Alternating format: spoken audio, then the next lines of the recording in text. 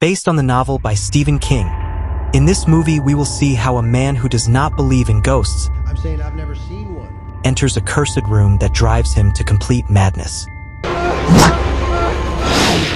Mike Enslin is a skeptical writer whose latest book has taken him to several supposedly haunted hotels. He visits one where, according to the hotel owners, a woman hanged herself on the stairs. They warn Mike about the ghosts he might encounter there. But since Mike doesn't believe in such nonsense, he goes to the room, waiting for a ghostly sign. However, nothing happens. And this is how the story begins. Welcome to Random Recaps. In this video, I'm going to recap the movie. At his book presentation, where barely anyone shows up, Mike denies the existence of ghosts, claiming he has never seen one in any of the places he's visited. The next day, he goes surfing, and a wave drags him under. But don't worry, our friend Mike is fine. When he goes to pick up his postcards, he notices one from the Dolphin Hotel in New York that reads, "Do not enter room 1408. Intrigued by the message, Mike decides to call the hotel and book that very room.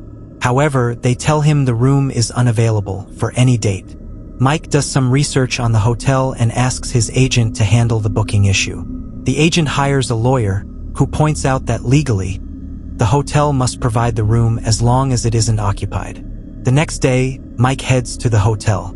When he tries to check in, the receptionist has been instructed to notify the manager, Gerald Olin, if Mike shows up. It'll just be a minute, Mr. Enslin. Gerald appears, determined to keep Mike out of room 1408. Mike, frustrated and thinking they're just trying to build up the hotel's mystique, insists on entering. Gerald doesn't want to allow it, as there have been 4 deaths in the room under his management, and no one has lasted more than an hour there. In fact, over the years, every guest who has entered the room has died, totaling 56 fatalities. Gerald even provides Mike with access to files about room 1408, hoping to dissuade him. Gerald keeps insisting, but Mike, ever skeptical, brushes it off. I'm still staying. Damn it to hell! Left with no other option, Gerald hands over the key with one final warning. The room is cursed. On his way to the room, Mike notices a woman with a baby in the neighboring room. He enters 1408, and everything seems normal. This is it? You gotta be kidding me. Mike records himself exploring the room, admitting that Gerald initially spooked him, but that it's just an ordinary room. Disappointed, Mike begins describing the room's contents. But then the radio turns on by itself. The bed is mysteriously remade with 2 chocolates on the pillow, and even the toilet paper, which Mike had torn earlier, is back in place. Mike grows uneasy, suspecting someone else is in the room, but finds no one. He thinks he sees a shadow in the air ducts, and the thermostat isn't working. He calls reception to have it fixed. Determined to keep investigating, he turns off the lights and uses a UV light to spot stains left by the room's previous victims. He notices a crooked painting, which unsettles him. It's not what I'm seeing. It's not real. It just ain't as real as it seems. Just then, a technician arrives to fix the thermostat. The technician, aware of the room's reputation, refuses to enter, instead shouting instructions from the hallway Just tap the damn thing. before quickly leaving. Mike continues drinking, and the radio turns on again, this time starting a 60-minute countdown. Mike's hearing begins to fail, and a window injures his hand. When he tries to rinse it, the water is scalding hot. The persistent radio frustrates Mike, so he unplugs it. The phone rings. It's the receptionist saying his sandwich is delayed, but Mike hasn't ordered anything. Sandwich? What sandwich? I didn't order any sandwich. What are you talking about? He asks for a cab to the hospital. The receptionist offers to transfer him to the manager, but no one answers. Angry and terrified, Mike tries to leave the room but accidentally breaks the key, trapping himself. He shouts for help out the window, but a man in the opposite building mirrors his every move. It's himself. The reflection is then attacked by a woman who vanishes.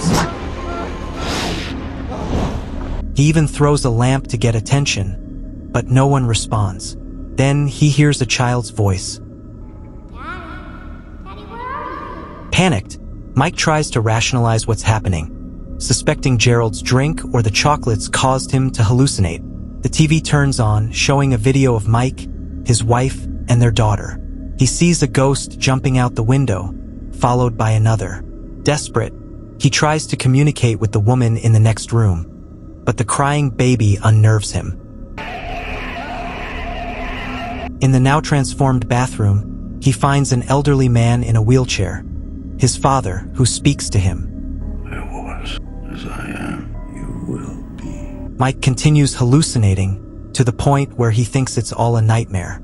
Cracks in the wall ooze blood. Believing it's a dream, Mike considers jumping out the window to wake up but decides against it, attempting instead to climb into the neighboring room, only to find there isn't one. For the love of Christ! The ghost of a woman scares him, causing him to nearly fall, but he saves himself before the window slams shut. Strangely, the bedroom has no window. The room's atmosphere shifts, showing him his daughter's death from illness. Her voice echoes, and the thermostat plummets to freezing temperatures. Mike tries to use his laptop to call his ex-wife, Lily, whom he left years ago. He tells her he's trapped in the hotel room, but she doesn't understand him. The room, ever tormenting, activates the sprinkler system, ruining Mike's laptop. Believing someone is in the air ducts, Mike crawls inside to investigate. He begs the woman next door to let him in, only to realize she's his ex-wife. What the hell? His hallucinations continue. He relives a confrontation with his father, who accuses him of abandoning Lily after their daughter's death. Mike finds a corpse in the duct, which awakens and chases him back into the room. It's good to be back. There, he begins hallucinating about Gerald. Mike starts to become more and more crazy, to the point where he tries to read the Bible, but it's blank. The room makes him remember the death of his daughter. Is God there? And that's why he became an alcoholic and smoker who left his wife. Through the facts, his daughter's clothes come out and the room becomes even colder. Literally everything is covered in snow. So Mike makes a bonfire trying to survive the temperature. Then he hears Lily on the laptop. She tells him that she called the police, but they found room 1408 empty. Lily, worried about Mike, tells him she'll be there in 15 minutes. He sees himself telling his ex-wife to come and that he misses her. If you thought things couldn't get worse, a storm starts in the room. The paintings come to life, and one of them releases the sea into the room. It seems Mike will drown, but when he comes out of the water, he wakes up at the moment he was surfing. What? The lifeguard takes Mike to the hospital where he finds Lily, who heard about his surfing accident and came for him. He tells her he was in New York, trapped in a hotel called the Dolphin. I've never heard of it. After recovering, Lily asks why he moved away from her, and he says it was because she reminded him of his daughter. At a restaurant, Lily suggests the room was a manifestation of his subconscious trauma. There, Mike sees a woman resembling the ghost from the hotel but dismisses it as a hallucination. The next day, while picking up his postcards, Mike notices they're the same as before, except for the one from the Dolphin Hotel. Confused, he searches for it again, but it's gone. Even when he investigates again, it now appears that the man who jumped from the room actually jumped from a bridge. Mike begins to write about his experience in the room, and after finishing his story, he visits his father, who is admitted to a medical care center. Mike hadn't visited him in months, and goes to see how he is and tell him that he's doing well in life. When Mike goes to send the writings of his book to the postal center, the workers start breaking the place, realizing he is still locked in room 1408.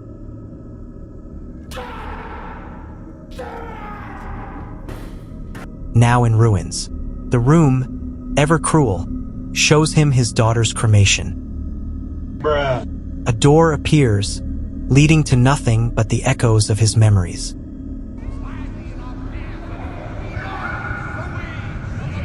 His daughter appears before him to give him a hug, and dies in his arms, turning to ashes.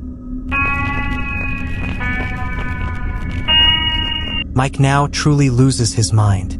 He no longer knows what is real and what isn't. He doesn't know how to get out. He doesn't understand anything. The radio timer reaches 0, and the room returns to normal, but it starts the countdown again. The phone rings, and when he answers, he is informed that he can live this hour of madness over and over again. Or he can use the express exit. Although I think we already know what the express exit is. Mike refuses to use that exit. Ready to check out, Mr. Enslin? No. The voice tells him his wife will arrive and they'll make her come in, but he demands they not involve her. Then the phone starts to melt. Realizing he can never escape the room and that his only option is the express exit, he says, "You know what, if I'm going out like this, you're coming with me." So he creates a Molotov cocktail to burn the room. Go to hell! While smoking a cigarette and watching the room burn, hotel guests start to evacuate and his wife arrives asking for help for Mike. The room tries to put out the fire, but Mike fans the flames while laughing, knowing he beat the room. Mike dies, yes, but the room also died. In the cemetery, Gerald gives Lily Mike's belongings from the room. She refuses, not wanting reminders of her pain. Gerald keeps the box, which contains a recorder with proof that Mike's encounter with his daughter wasn't a hallucination. Gerald is horrified when a burnt Mike appears before him. In the end, Mike has broken the curse and goes in peace with his daughter. As this ending was considered too depressing, other alternative endings were made. One where Mike dies in the fire, but instead of the funeral scene from the director's version, Gerald congratulates him while having a whiskey. Well done, Mr. Enslin. And in Los Angeles, we see Lily and her agent going through Mike's personal belongings, where Lily finds a photo of her and her daughter. The agent returns to his New York office and receives the manuscript that Mike wrote while in room 1408. At the end, his office door slams shut while Mike's father's voice says, I was as I am, you will be. In another ending, Mike survives. When firefighters come to save him, Well done, Mr. Enslin. in the hospital, Mike tells Lily that he saw and talked to their daughter, but Lily is skeptical about it. Over time, Mike and Lily reconcile. Among his boxes, Mike finds his recorder, and upon turning it on, he hears the conversation with his daughter. I love you, Daddy. Don't you love me anymore? Realizing that the encounter with his daughter was real. I hope you liked the video. What do you think is the best ending? Leave it in the comments. Until next time.